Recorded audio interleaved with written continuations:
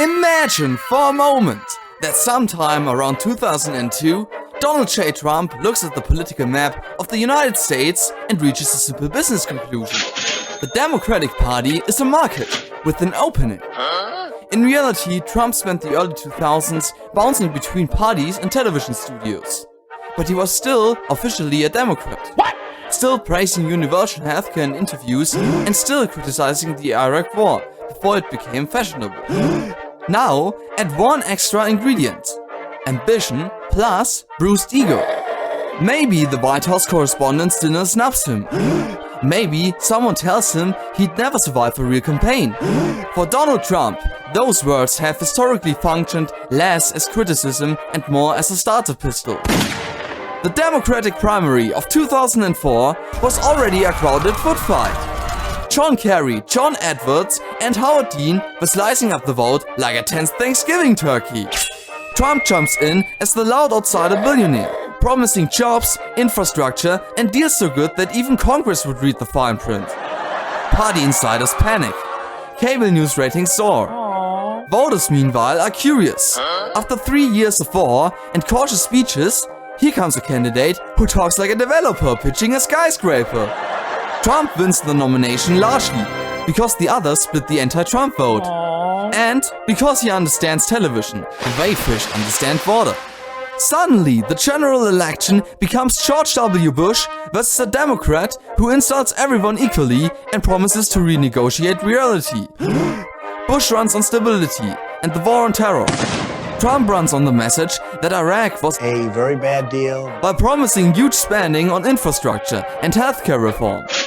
Democrats wins at the delivery, but enjoy the applause lines. Republicans stare at their televisions like someone replaced the presidential race with an episode of The Apprentice. Election night 2004 ends with a narrow electoral college victory for Trump. Gotcha, bitch. Half the country is thrilled. The other half is Googling whether the Constitution contains a reality show clause. But do you know what is even more entertaining than a reality show? The videos on this channel!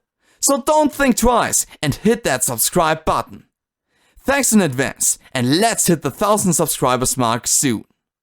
Bush concedes politely, though historians suspect the briefly considered checking if Florida could be recounted again, out of habit. President Trump takes office in 2005, promising big, beautiful legislation. His cabinet becomes a hybrid of established Democrats and business figures chosen largely because Trump trusts them on television. For vice president, he ultimately goes with someone he had publicly praised before: Oprah Winfrey. What? America now has the first talk show to Oval Office pipeline in history. Policy turns out to be surprisingly normal-ish. Trump pushes a giant infrastructure program and a messy public-private healthcare expansion. On climate change, he treats renewable energy less like environmental salvation and more like a giant construction project. Windmills everywhere, He says. beautiful windmills. Then comes 2008. The financial crisis hits like a collapsing casino tower. President Trump responds the way a real estate mogul might.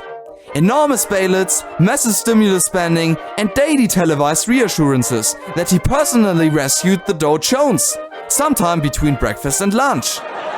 For the upcoming election, Republicans nominate John McCain, who campaigns as the calm adult in a room now containing several gold-plated microphones.